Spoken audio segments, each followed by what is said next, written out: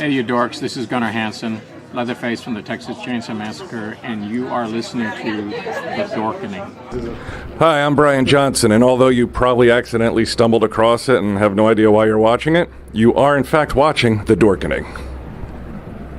Hello, this is Tom Kenny, voice actor, the voice of the Ice King on Adventure Time, and SpongeBob SquarePants. Ah, meow. Oh, Gary the Snail, too. Hey, guess what you're filling your eye holes and ear holes with? The Dorkening! Oh, I love the Dorkening. Very popular in Ooh and Bikini Bottom.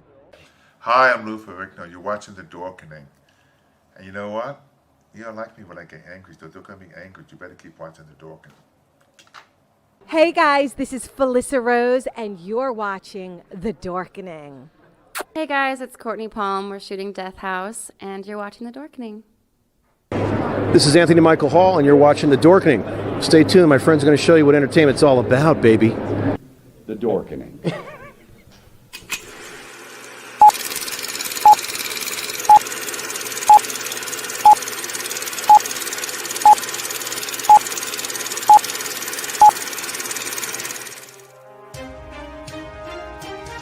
The Dorkening and all affiliated shows are not intended for anyone under the age of 18. The following may contain discussions or scenes that have adult situations, graphic violence, nudity, strong sexual content, and graphic language. This show is intended for mature audiences only. Viewer discretion is advised.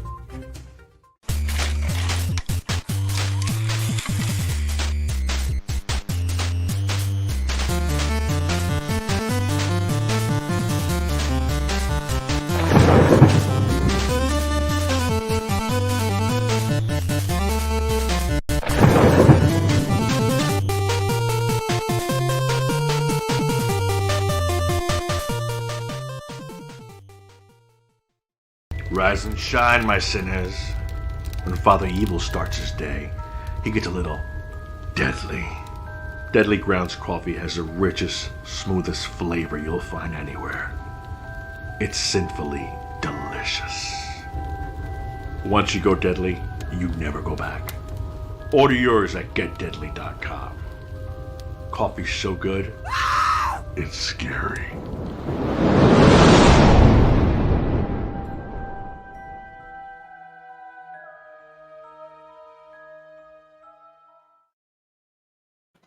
And now we are live on the Wicked Horror Show. See, Kevin, it wasn't that bad. It was very long. I can give you that. It was roughly 10 minutes too long. No. So you're here. Who else is here? Just me. Okay. No. We have a special guest, and that would be Mr. Gregory Lamberson. How you doing, Greg?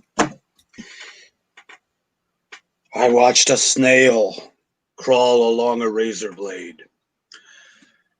That would be Apocalypse Now. I'm good. Okay.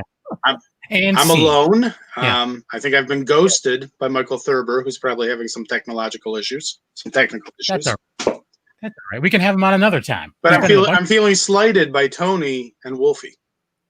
Yeah, Tony, Wolfie, and Yo-Yo. None of them can make it tonight, and I blame all of them. I see splotches of blood on either side of my screen instead of seeing their faces. They're beautiful faces. But anyways, so we've had Greg on a bunch of times. Well, handful of times.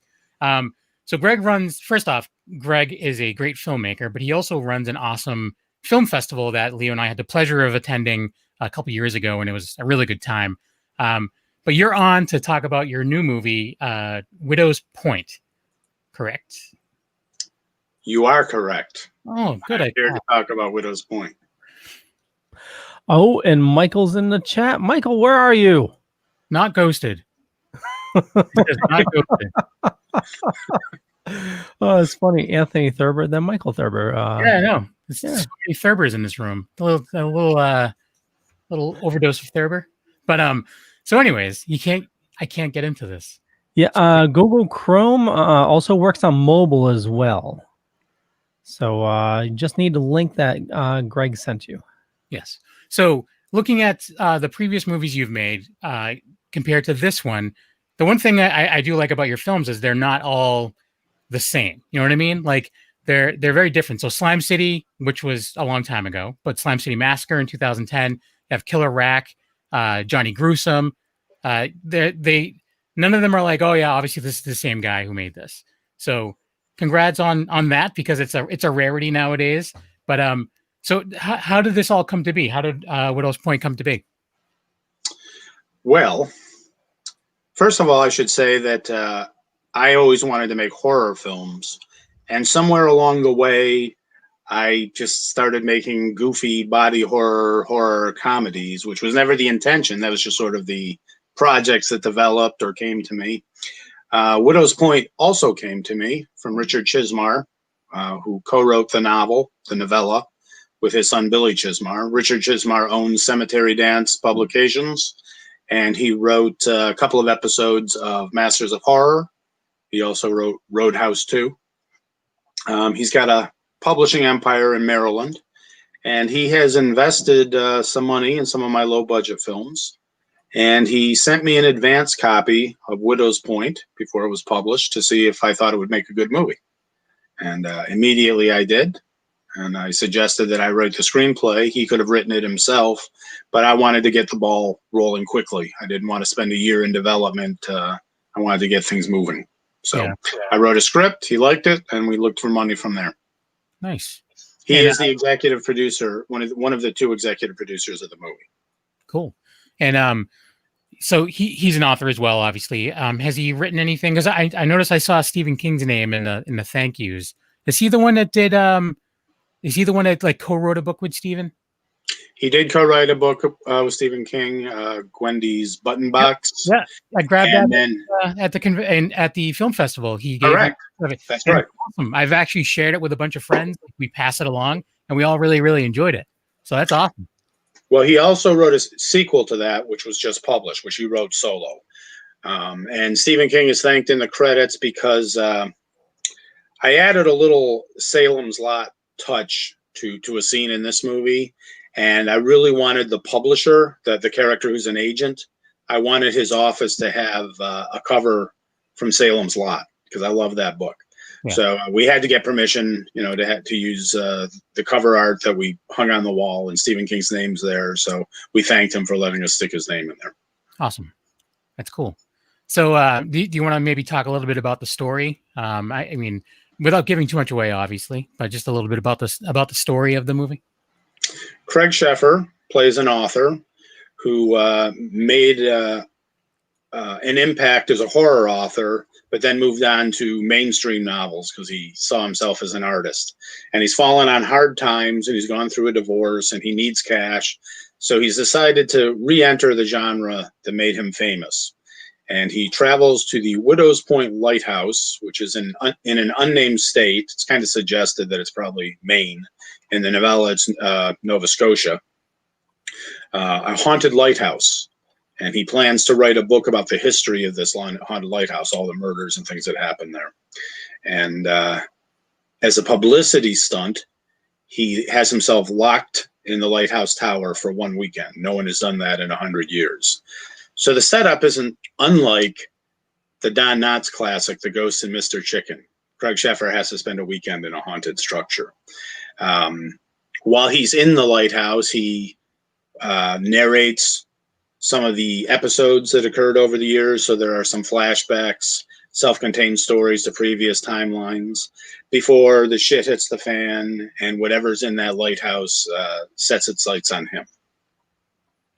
Nice. And so it almost has like, because like Leo and I were fans of like, well, not so much anymore, but we were big fans of like ghost hunters and stuff like that. So it's not like that, but it almost has like at moments, because he's locked in there and they're monitoring him, kind of deal. It almost has moments that remind me of that. So if people are into that stuff, they may dig it as well.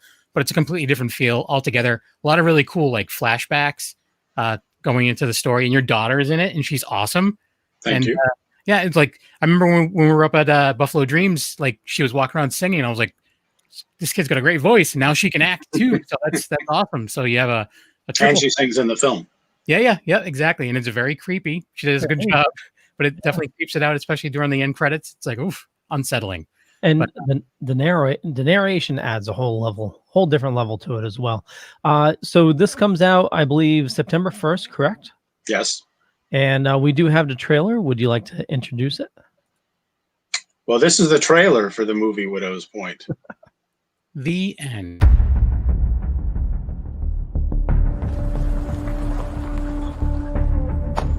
Would you look at that?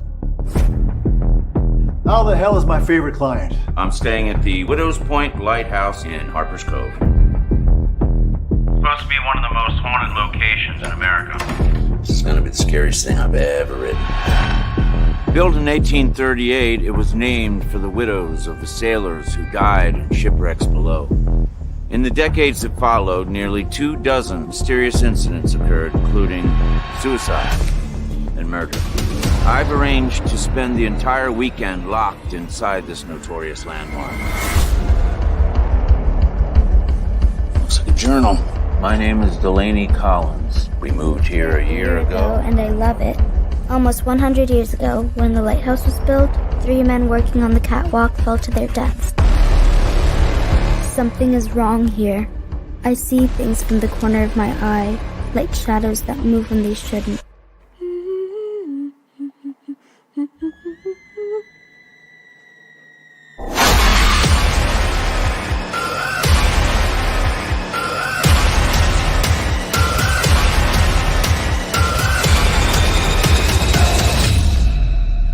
Oh God, please just stop.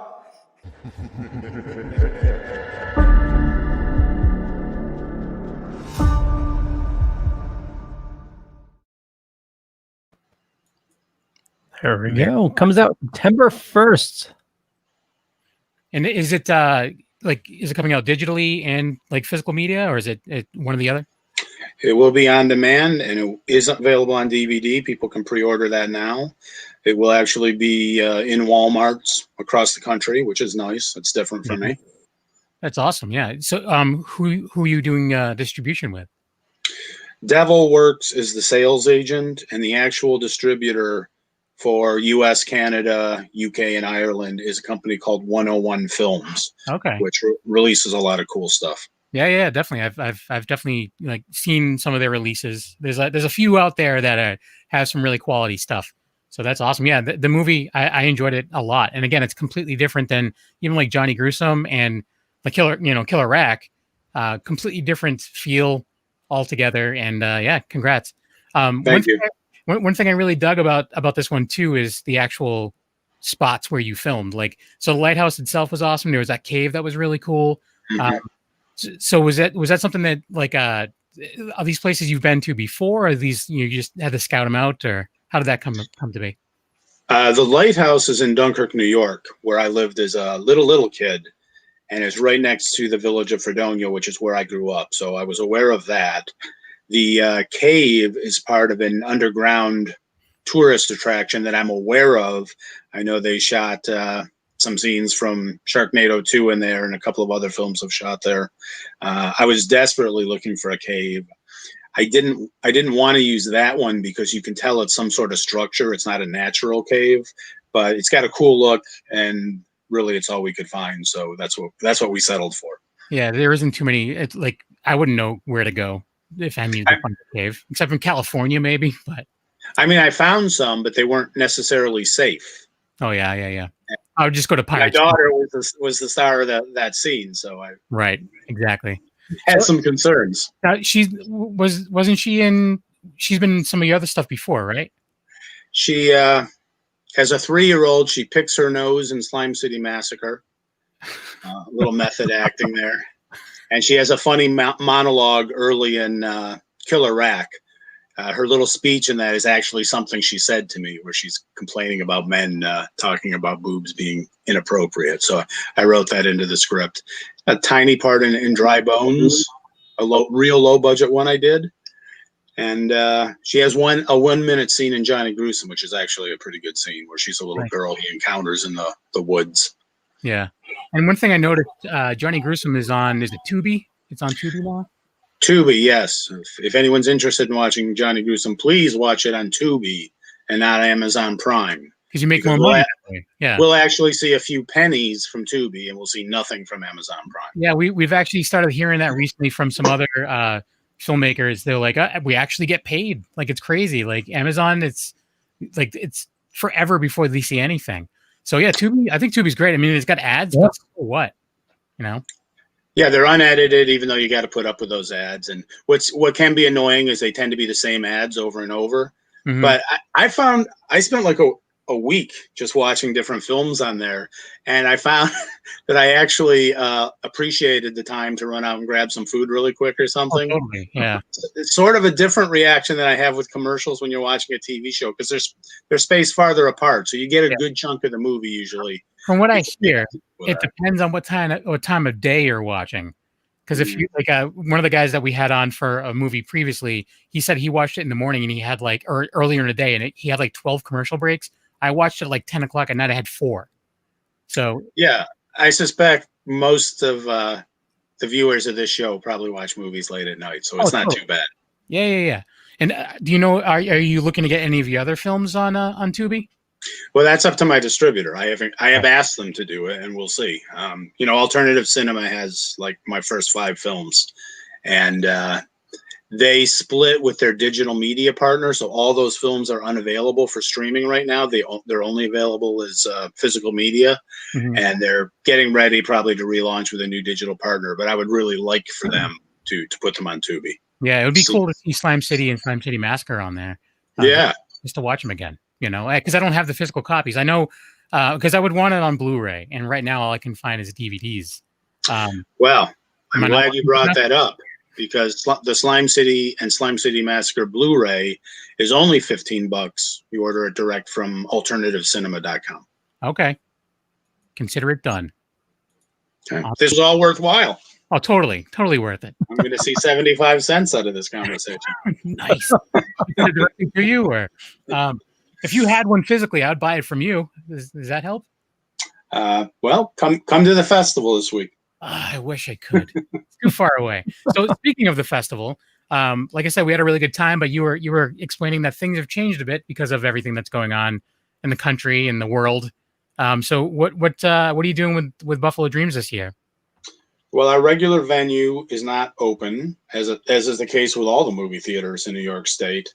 But the joint where we started and where we sometimes hold additional dates, they're open as a restaurant and bar. So we are able to show films during the course of their business day. So we have a great program.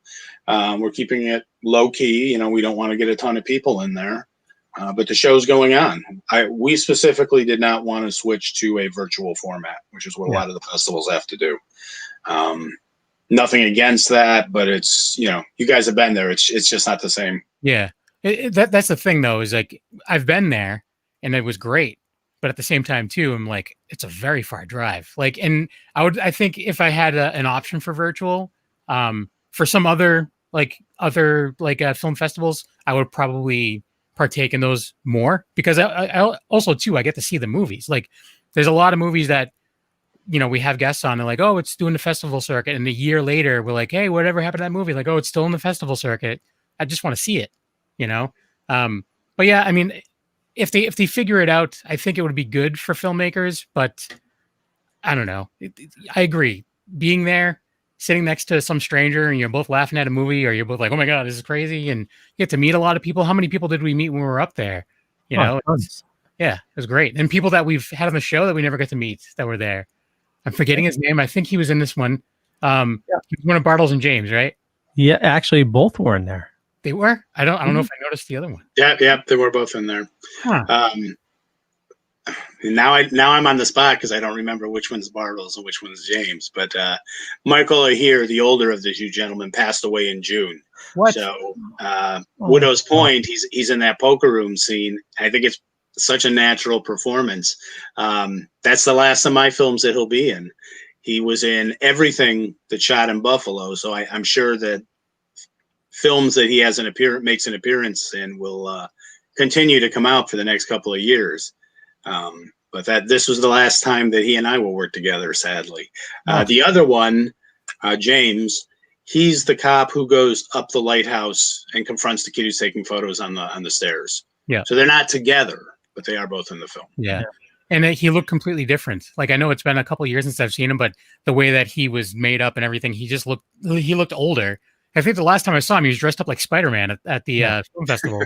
He's like, "Hey, man, what's going on?" I'm like, "Hi," and he just took his mask. I'm like, "Oh, hey, what's going on?" Like, it's crazy. Well, actually, at the festival, he found us at Scarecon in New York.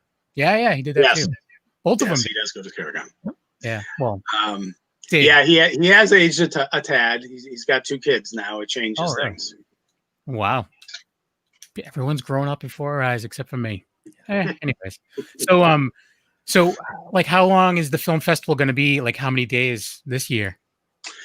It's 8 days, but we're doing only 3 blocks a day instead of 5, and there's a full hour in between shows so that they have time to clean the place up and disinfect it and make it safe and everything.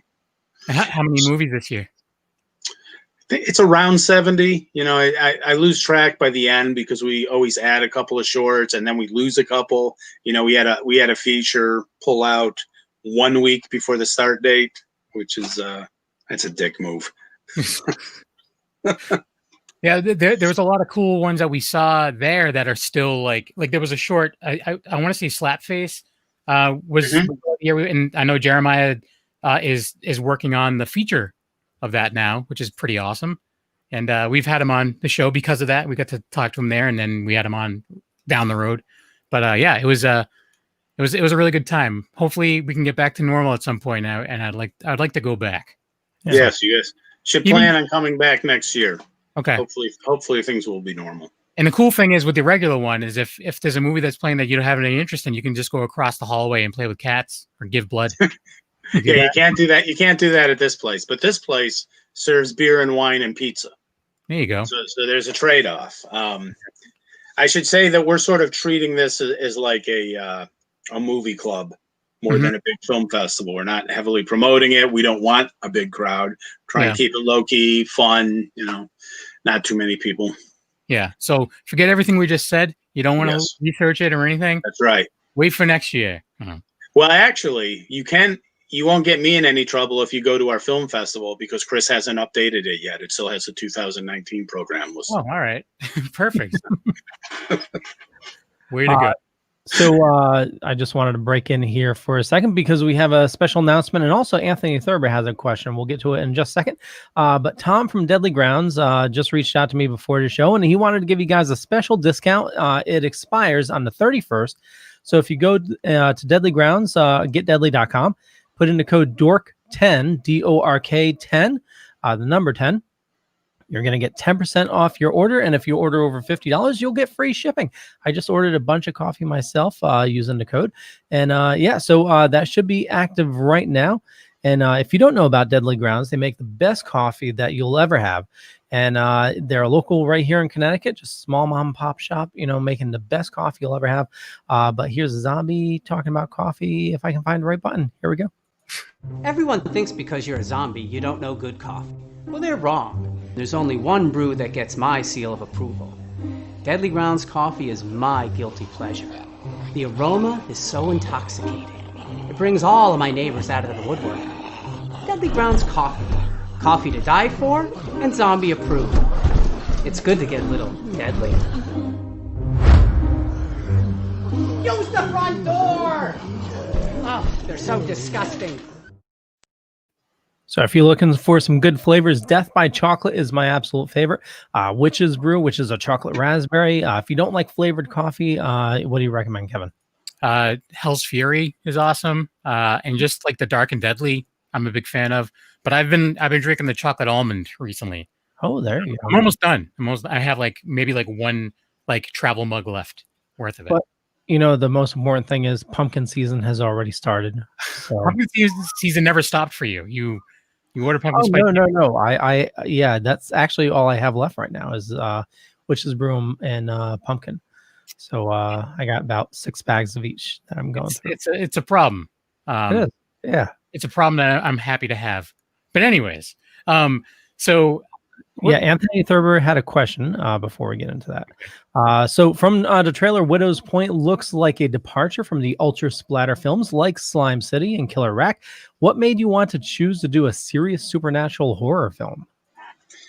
Well, as I said in the beginning, my intention was always to make serious horror films. That's just not the way it worked out. Slime City was over 30 years ago. I was 18 years old when I wrote that. It was the product of an immature mind.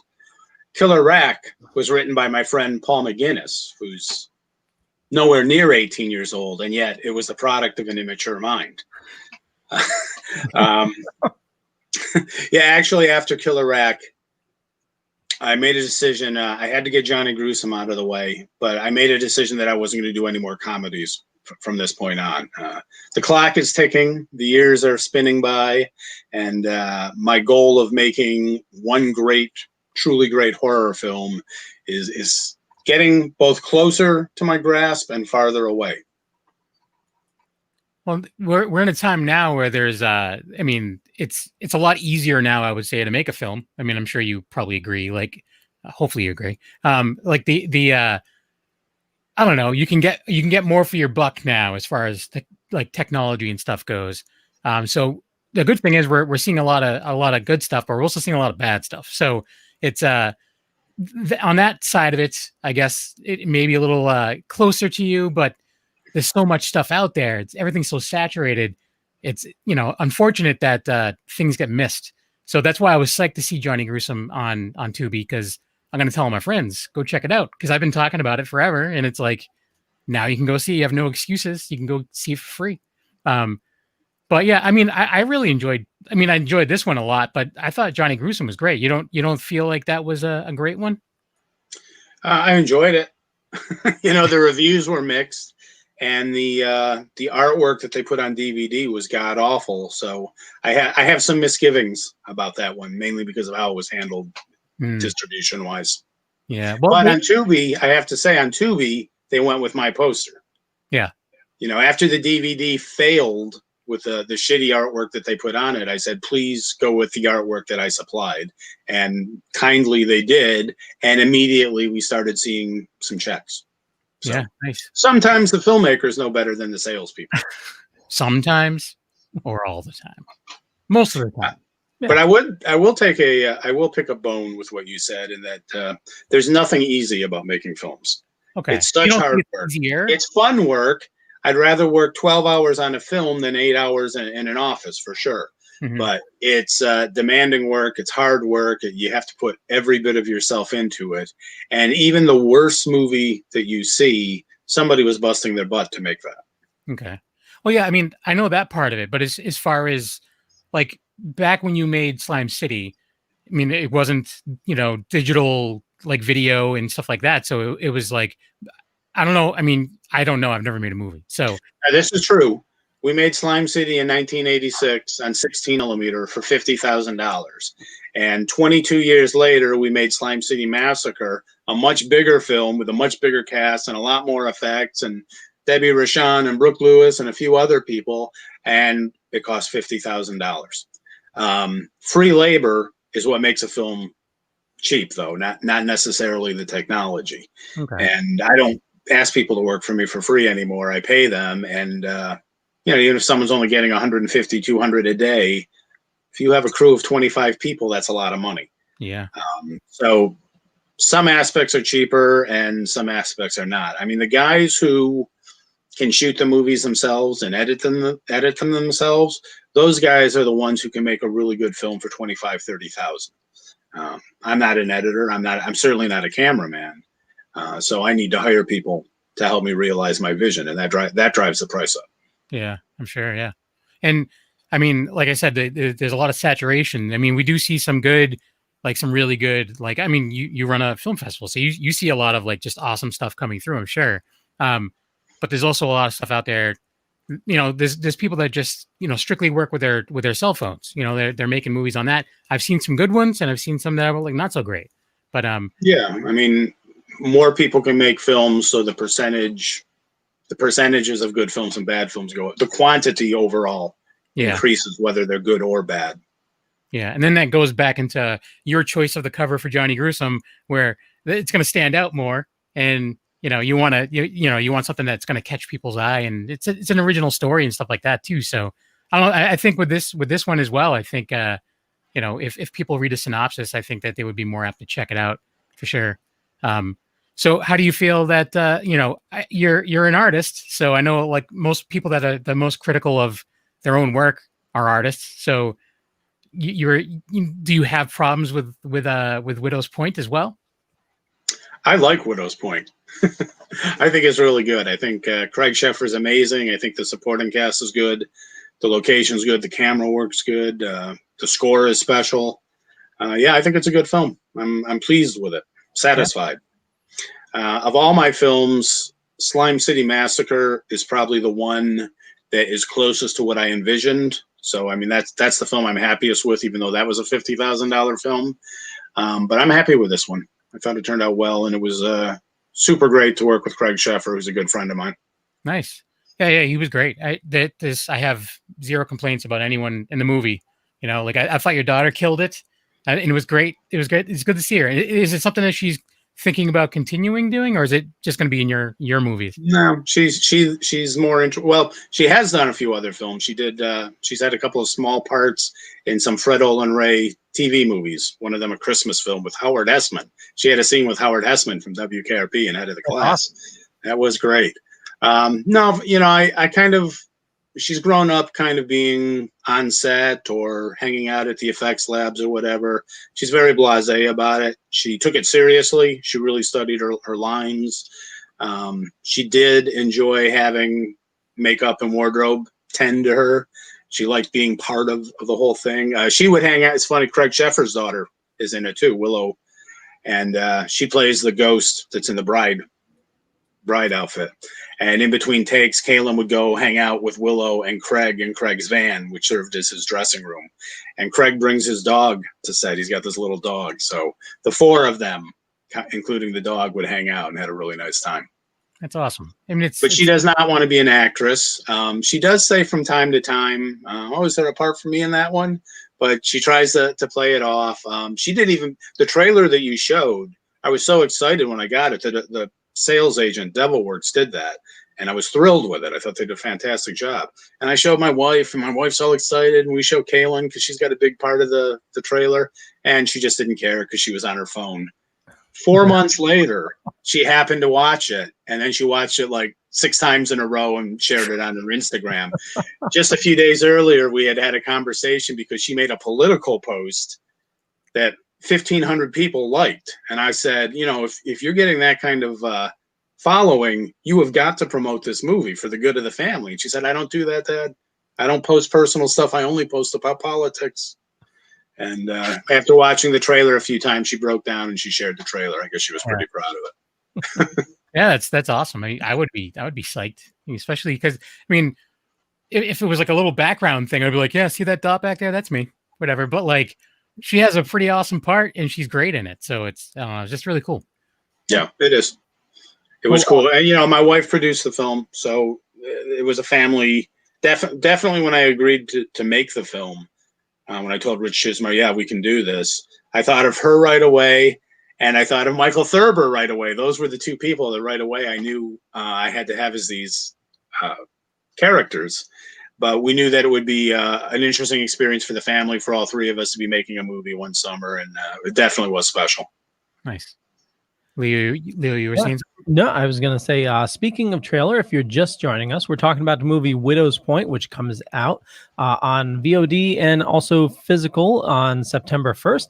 And here's the trailer.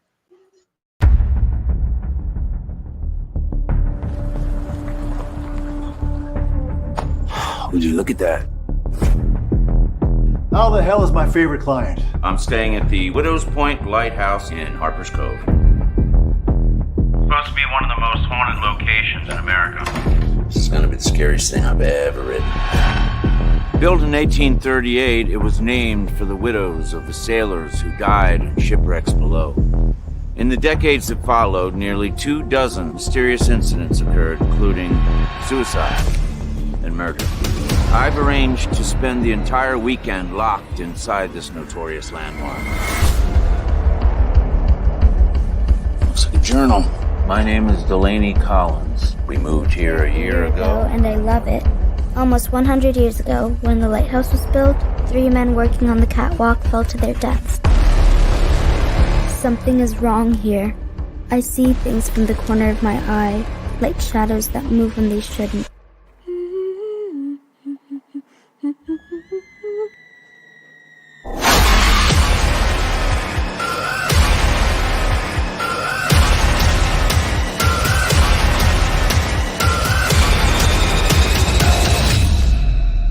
Oh God, please just stop.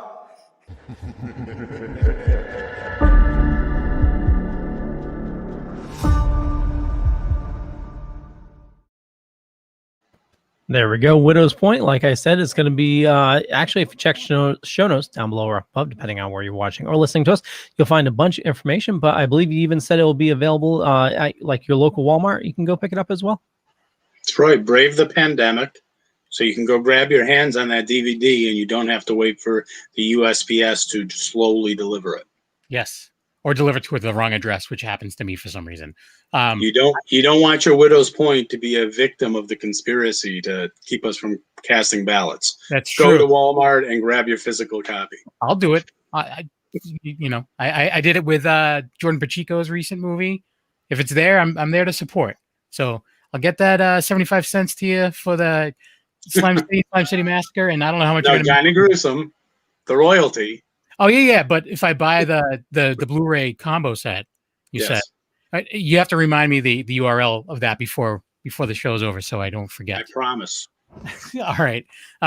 So now, what you also need to do is just while you're working from home, just on your second monitor there, just play Johnny Gruesome on Tubi. Just have it on repeat.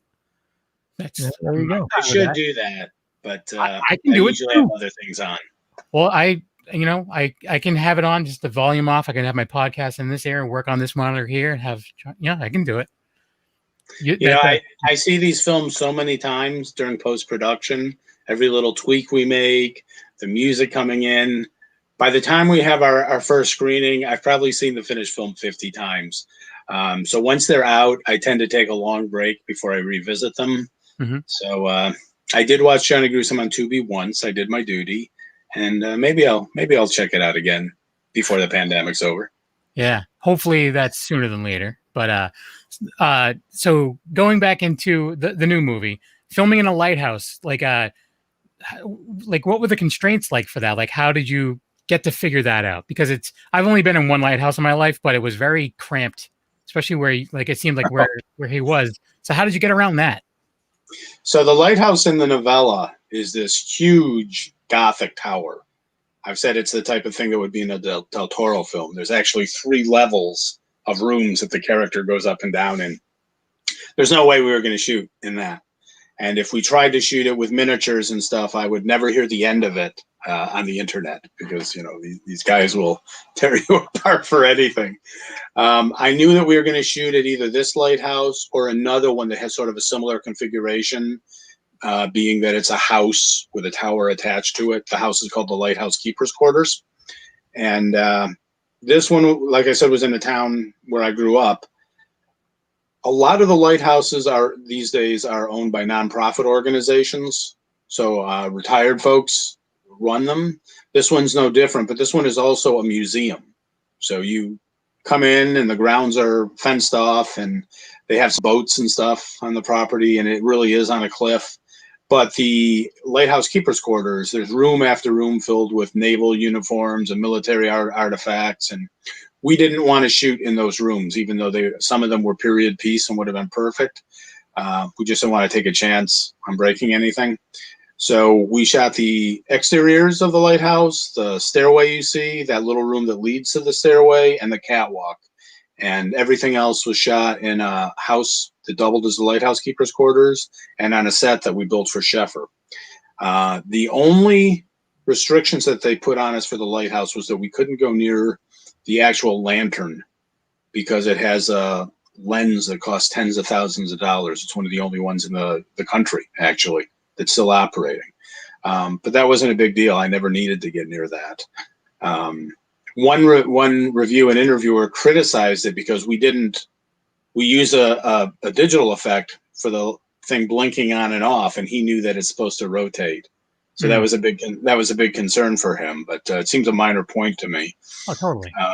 It was a blast to shoot there because they would close the gate and we had the run of the grounds, and my daughter could run around and have all the fun she wanted. And it's actually a haunted lighthouse. So we made a movie about a haunted lighthouse at a haunted lighthouse. They do the ghost tours and everything. And there were 2 child ghosts that drowned in the water, I don't know, 100 years ago. And they had a setup in the floor where you roll a ball and the floor is warped, so the ball rolls back. But you use that supposedly to communicate with these 2 child ghosts. And my daughter spent a lot of time playing with them and created a communication system with yes and no questions and stuff that I understand they still use since we've left. So if you were to visit this lighthouse, you would, number one, see some wooden bars in the windows that we put there for the film. They decided to keep them. And you would see KateLynn Lamberson's method of communicating with some of the ghosts. That's awesome. Yeah. The only lighthouse I ever went to was a haunted lighthouse as well. And that's the reason I went there, was because it was a haunted lighthouse. So me and my wife will plan trips around that. So maybe we'll Something tells me every lighthouse is haunted. It's just a feeling I have. Probably, yeah. I went to the St. Augustine Lighthouse out in Florida, and it was pretty great. But I'll go to that one next. We got a couple here that Ghostbusters, Ghost Hustlers, Ghost Hustlers. Jesus Christ, Leo. So I was actually kind of curious if the one room that he was in was a set or not. I mean, it kind of looked like a set, kind of didn't. So that was like a separate thing altogether. Yeah, it was a set with removable walls, so we could shoot it from any angle. We built it on a small soundstage in Buffalo, and it made it a lot easier because you could pre-light everything and not have to constantly change. You asked about the size. The fact is the stairway, and I had written all these scenes knowing that we wouldn't have a lot of space, but the stairway is about 8 feet in diameter with the stairway in there as well. And I had all these things that Craig had to do at the bottom of the stairs, when he has his emotional breakdown. So that was kind of challenging. But the lighthouse room that's under the lantern, and it's probably a regular design of most lighthouses, was the ceiling was about 6 feet off the ground. And there was a lot of metal struts on the ceiling and on the floor. And there's just no way we could have shot the amount of coverage that we needed in that little space. There's no way you could have had a crew up there, and it just wasn't happening. So from the get-go, it was part of the plan to build that room. Plus, for the New York State film tax credit, you have to spend 1 day on a soundstage anyways. So every time you get a script and you're planning to go through that process, you have to figure out what your stage set is going to be. So it was a no-brainer that it would be that. Oh, that's interesting. It's another thing I wouldn't know because I've never made a movie, but that's interesting that there's like those stipulations and stuff. Yeah, it's to try and make sure that the projects that are applying for the taxpayer money are actually legitimate productions that are paying crew and in some way generating revenue for the state. Yeah. And if they didn't have that, and it's hard because it can't just be a warehouse. It has to be someplace that the state is certified as a legitimate soundstage. Mm-hmm. And in Buffalo, there's several. There didn't used to be any. So they used to give us some leeway, the film commission, which would have to approve where we shot. But that's always part of the game plan if you know you're going to ask for that tax credit. Yeah. Now with everything that's going on with the whole pandemic and everything, has that put your process to a halt? Like, are you working on anything like soon? Well, first of all, it impacted our festival year. Yeah. We screened at, I think, 12 film festivals over 12 months. I mean, there were long gaps. But we were accepted into 18, and the other 6 were either canceled, postponed, or they were turned into virtual festivals. And if you have a distributor, most distributors aren't going to allow you to participate in a virtual festival because that's people paying who would otherwise probably rent it on VOD or hopefully rent it on VOD. So it's not a great prospect. It's another problem with the virtual format.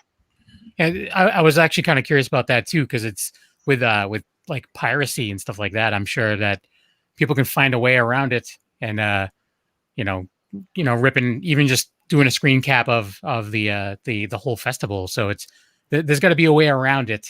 I mean, like a way to tell who's doing what. But yeah, it's a new situation for everybody. It sucks, but as the great filmmaker Isaac Esbon said to me, you have to be careful when you send links to anyone, anyways, because anybody with a good camera could get a decent pirate copy off of anything. Yeah. So I mean, I don't care what the festivals say, you're taking a chance. Yep. As far as my projects go, yeah, I've got 3 that I've been writing the scripts on, a couple of years between the 3 of them, and I was hoping to do one of them this winter, and I just don't see any way to plan ahead to do that. Yeah. I just polish them, polish this one this day, do a polish on this one that day. I mean, just keep polishing. Every time I think I'm done, with the draft, I see there's not much chance of production anytime soon. So I go back to page 1 and look for commas to add or cross out, and dialogue to make sound more natural. Must be frustrating. It is indeed frustrating. Yeah. So there's the one thing too is, like, we were talking before about these digital platforms being able to stream stuff, and I think eventually, there's a lot of films that are out there, obviously, but I saw an article, I think it was yesterday, about how Netflix they were thinking that they were going to start losing subscribers because they're not pushing out new content. They are, but they're going to run out. Well, you're right. They are going to run out, and that's why production is starting up, but most of it, not all of it, but most of it is overseas, where they've gotten this somewhat under control. This country is fucked. Yeah. It's so insane, and it's so difficult and now expensive, the measures that you have to take to make a film, to have all these stations and nurses and testing, and it's just very complicated. And either the big budget films can do it, or the guerrilla films that are going to take all sorts of shortcuts can do it. But the smaller films that still try and do things by the book are going to have a very hard time, unless things turn around. Yeah. Well, hopefully it turns around. I'm like concerned for everybody, the filmmakers. Amen, everybody. Yeah. I don't know. And plus, my day job, I see a lot of people that are in a pretty bad way because of this whole thing. So fingers crossed it's over soon. Yeah, it's frustrating for me, but I have perspective. It's the way I make my living, but they're still just movies, and there are people, going through much, much worse than I have to deal with. That's for sure. Hmm. Sorry, Leo, you were saying something? No, I was just saying we just have to have hope, that things will get straightened out, and hopefully by spring we can get back to some sort of normalcy. Spring. That's my best case scenario. Yeah. Well, fingers crossed. I don't know. Then you can make some other movies, and we can have you back on to talk about those, and we can go buy those at Walmart as well, right? Maybe Wolfie and Tony won't stand me up for that. I know, bastards.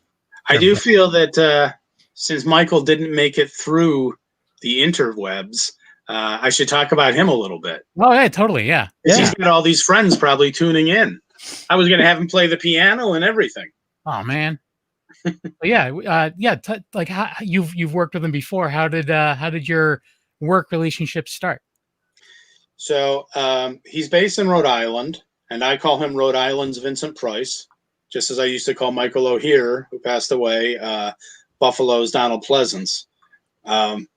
Michael runs a theater. Michael Thurber runs a theater company in Rhode Island, and he's done a lot of genre films for a filmmaker named Richard Griffin. He has played Dr. Frankenstein. He has played Dracula in a film called The Sins of Dracula.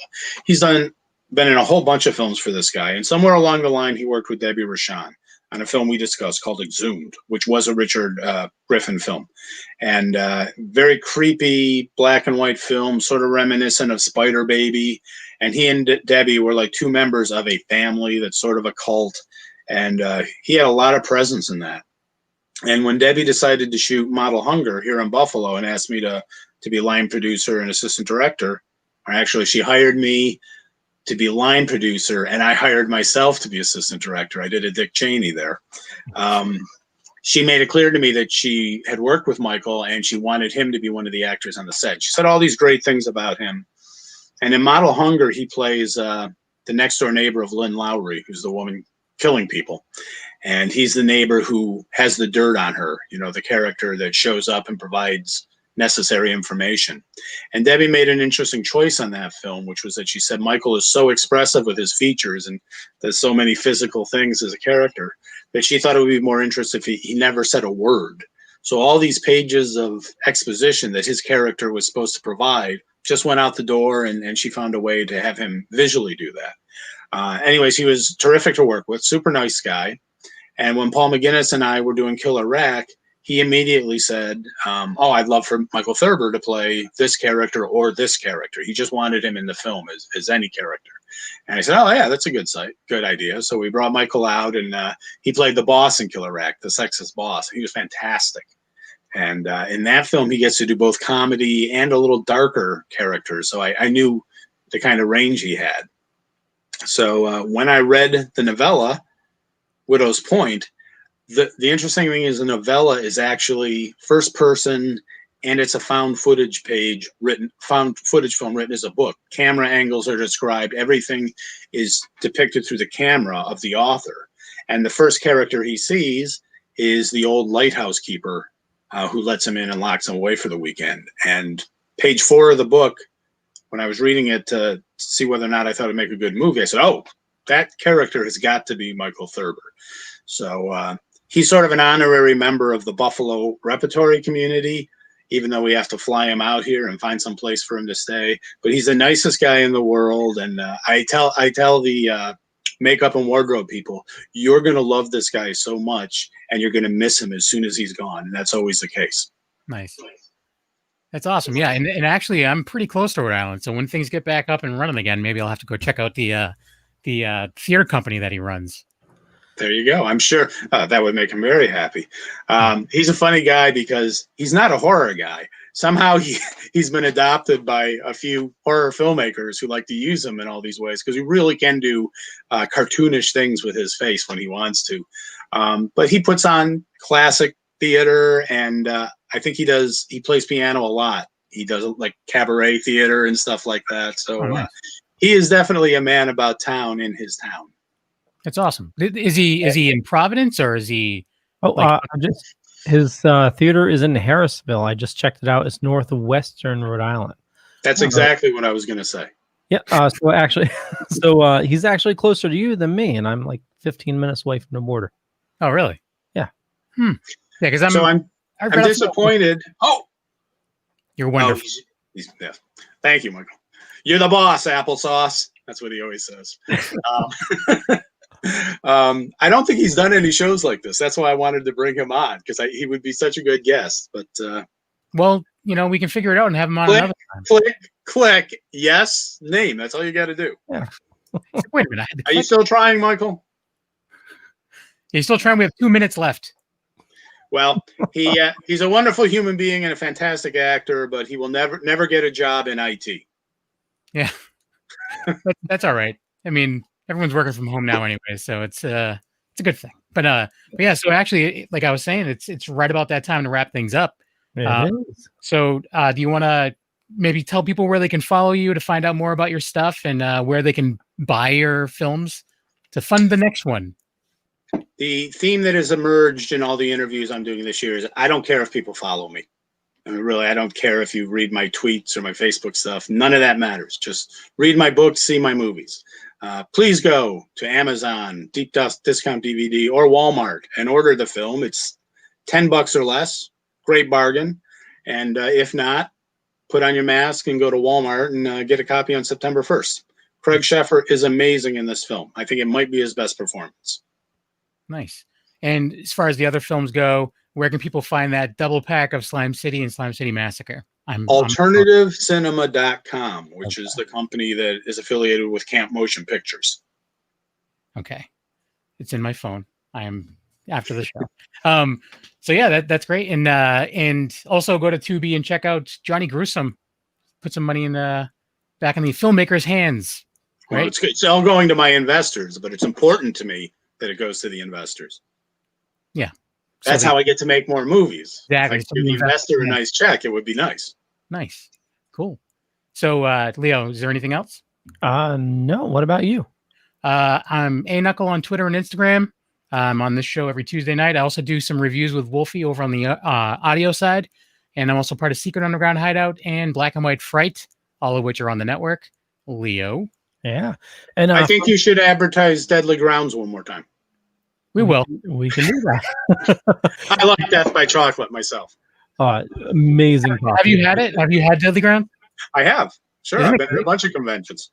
Yeah. They're great. It's when you're at a convention and you don't want to go out of the building and across the street, you're very happy that Deadly Grounds is set up at the corner there. That's how Leo and I got addicted to them. Is we would go there, and then there was like one convention. Leo spent over $100 before the convention even opened, and I spent like $60.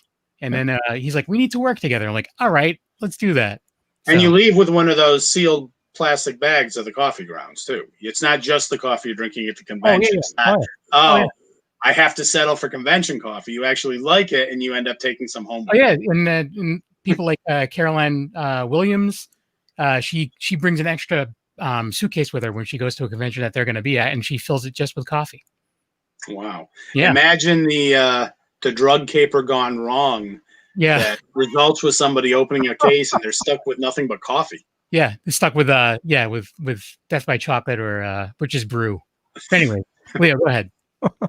For me, just Google Leo Pond. You'll find a bunch of stuff. Could be true, could be not. But more importantly, check the show notes down below or up above to check out all the information about Gregory Lamberson and get Widow's Point September 1st. For the rest of the shows on the network, just head on over to thedorkening.com. You can find almost 30 shows on the network. Tons of awesome stuff going on. And for Deadly Grounds, this is only going on until August 31st. So use code DORK10 to get 10% off, and if you order over $50 you'll get free shipping as well. I just ordered a bunch of coffee myself because I drank way too much coffee. What happens if you enter Dork 20? Your computer blows up. Yeah. It tells you like if you put in the wrong code it gives you like invalid. It charges you an additional 20% if you put the wrong code in. Maybe. Shut up now. With that, we'll catch you guys later. Bye. Bye everybody.